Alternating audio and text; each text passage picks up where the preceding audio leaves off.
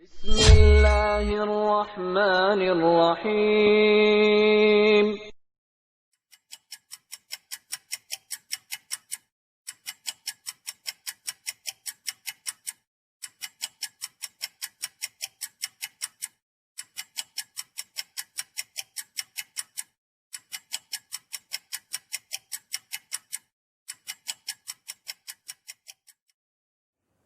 Bismillahirrahmanirrahim.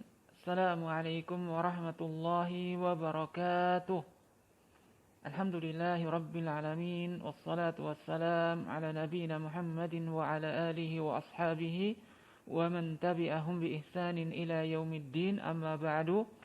Anak-anak sekalian, murid-murid Pak Alim kelas 3 Ali yang Pak Alim cintai karena Allah. Alhamdulillah, kita bersyukur kepada Allah atas segala nikmat yang Allah karuniakan kepada kita. Salawat serta salam semoga senantiasa tercurah kepada Nabi kita Muhammad sallallahu alaihi wasallam, kepada keluarganya, para sahabatnya, dan juga kepada umatnya yang senantiasa ittiba mengikuti sunnah-sunnah beliau sampai datangnya hari kiamat kelak. Anak-anak sekalian, bagaimana dengan kabar kalian? Sehat semuanya? Alhamdulillah, Pak Alim berharap semoga kalian sehat selalu dan senantiasa dalam lindungan Allah Subhanahu wa taala. Baik, kita lanjutkan kembali pembelajaran kita, pelajaran akidah akhlak. Dan pada kesempatan kali ini kita telah memasuki pelajaran yang keempat.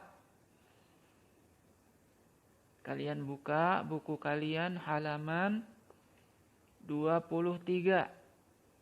Halaman 23.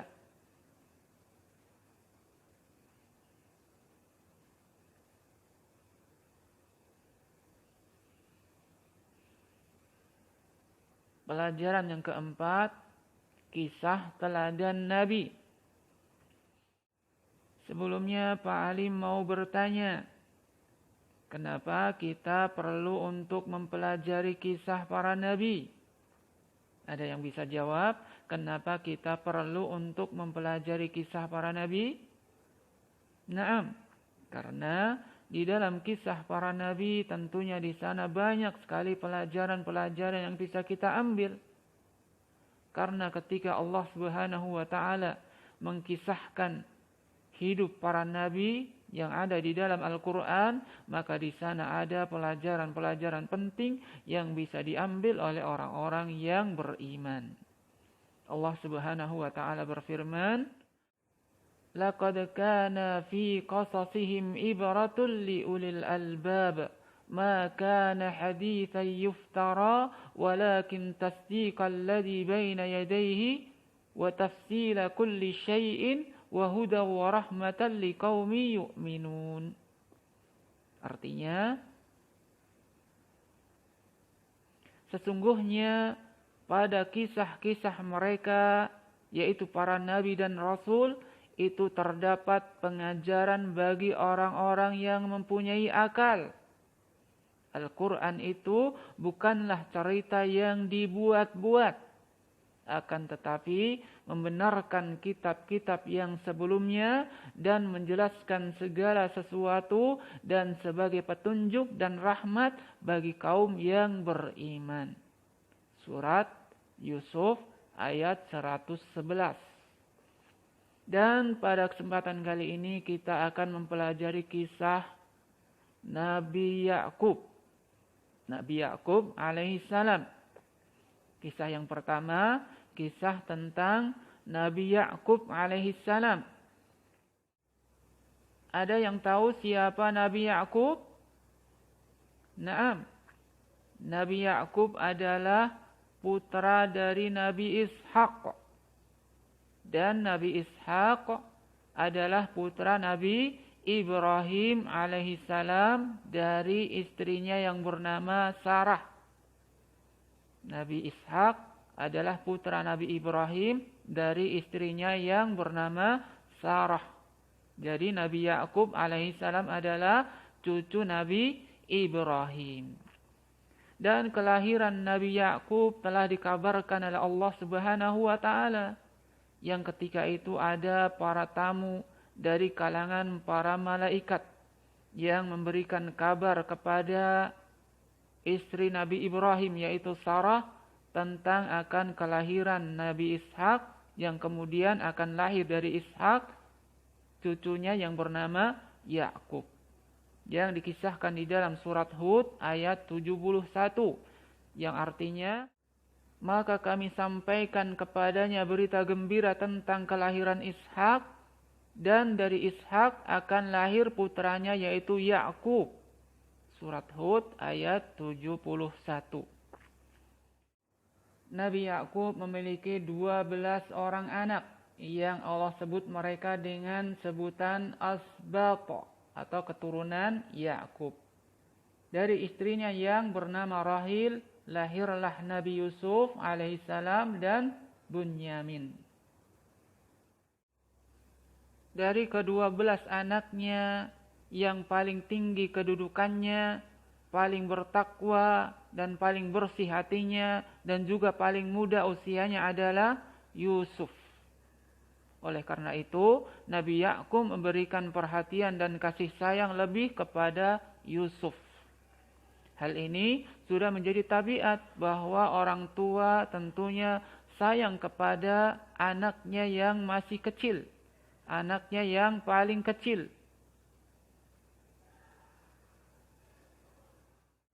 Nabi Yakub adalah seorang ayah yang patut dijadikan teladan, di mana beliau mendidik anak-anaknya dengan pendidikan yang baik, memberikan nasihat kepada mereka, menyelesaikan setiap masalah yang mereka hadapi.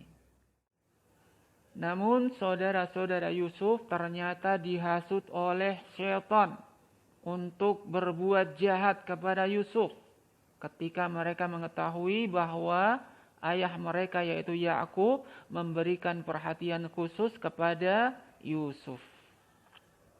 Di antara mereka ada yang mengusulkan untuk melemparkan Yusuf ke dalam sumur yang jauh agar dibawa oleh kafilah yang lewat dan menjadi budak mereka.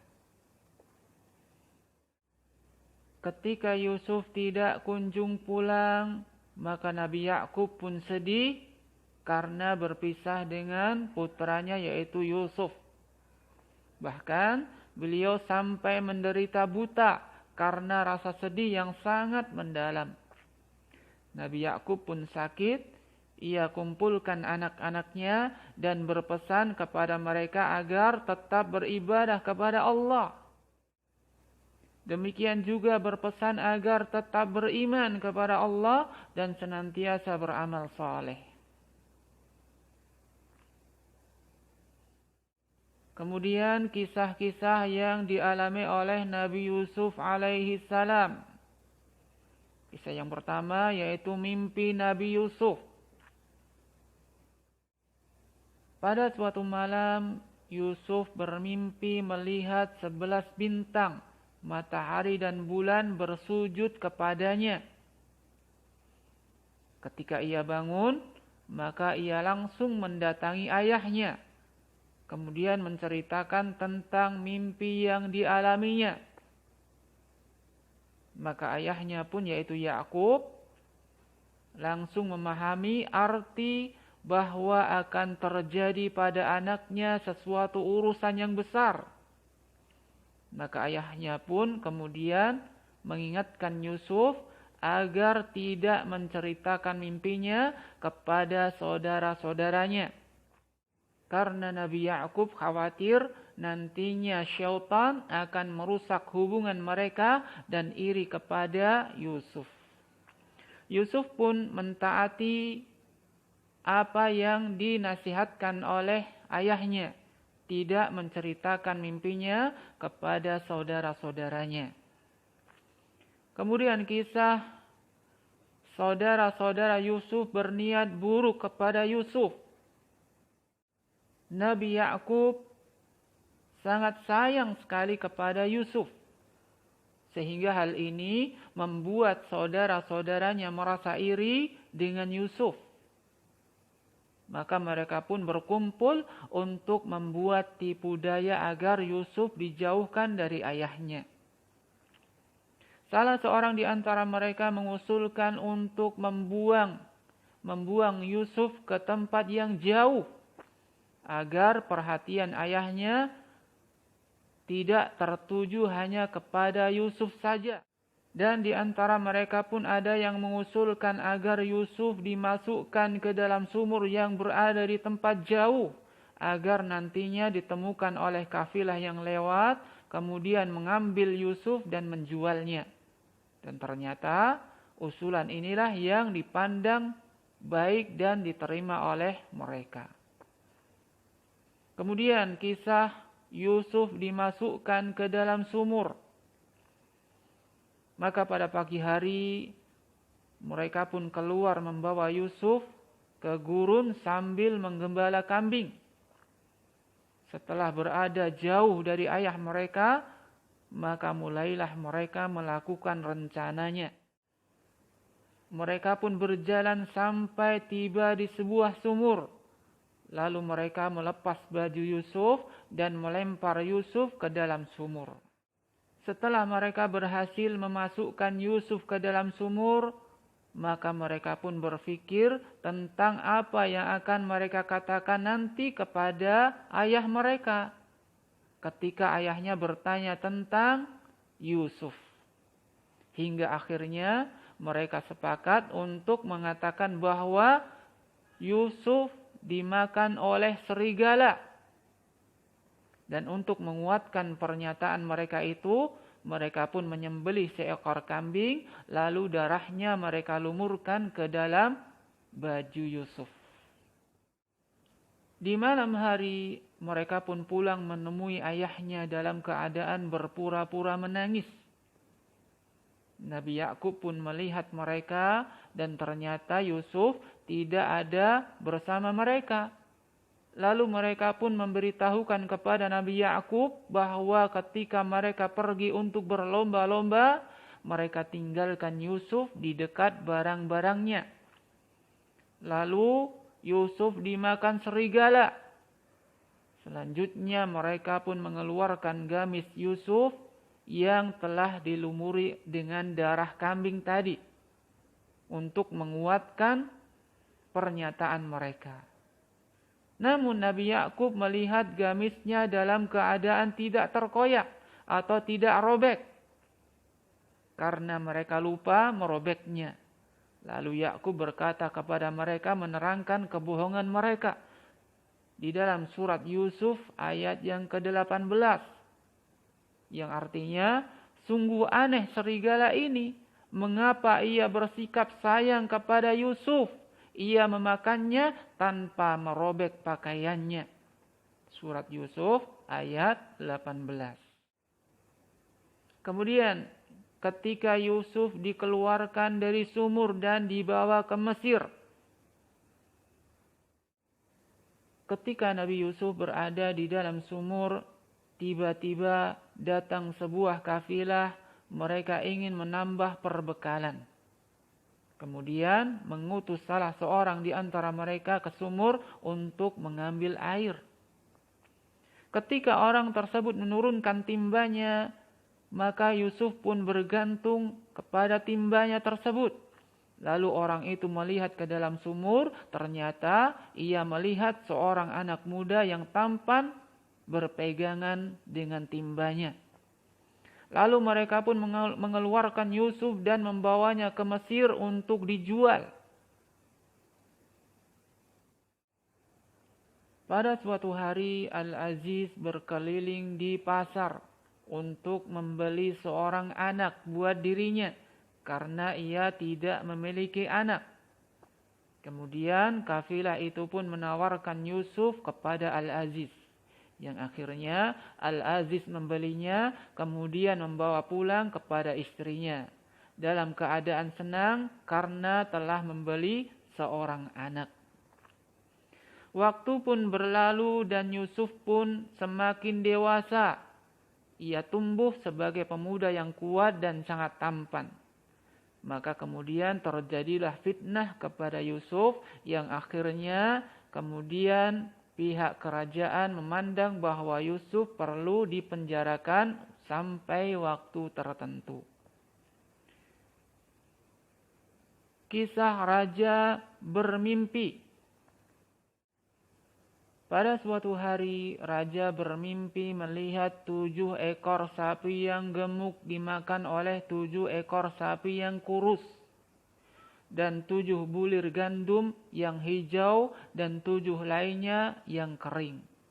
Maka raja pun segera bangun dari tidurnya dalam keadaan terkejut.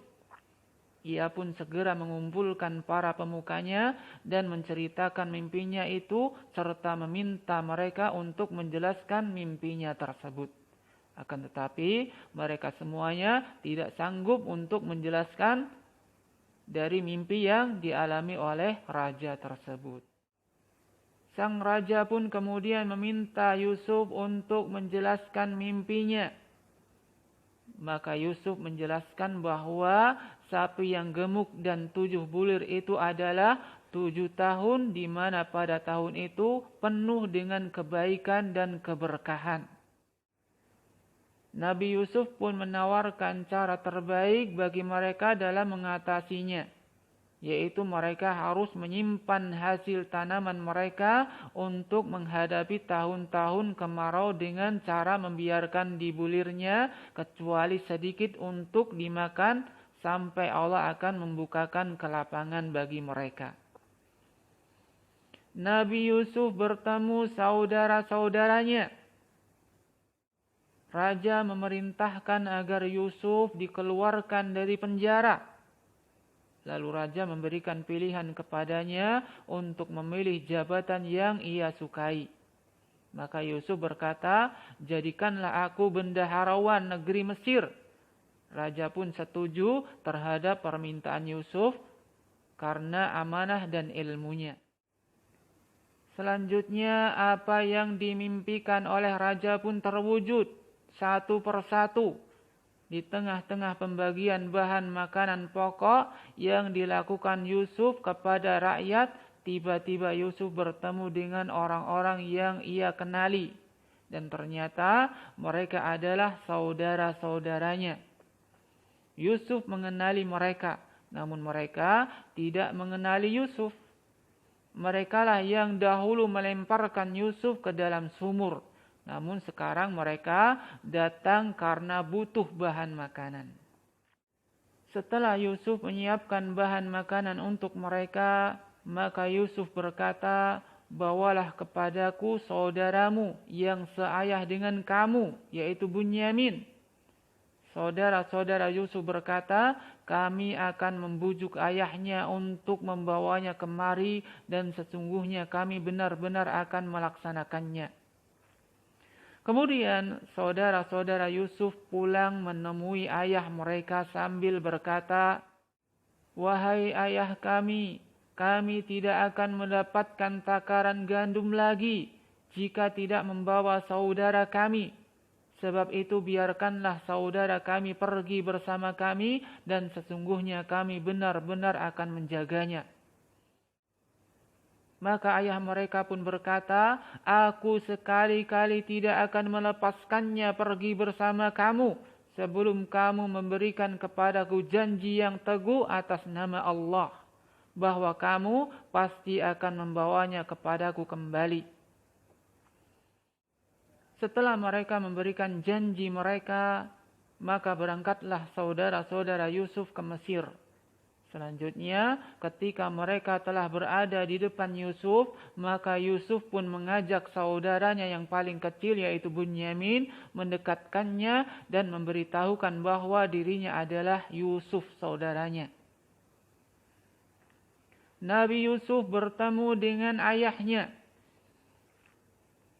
Setelah berlalu beberapa hari, saudara-saudara Yusuf kembali kepada ayahnya dan memberitahukan kabar gembira tentang Yusuf.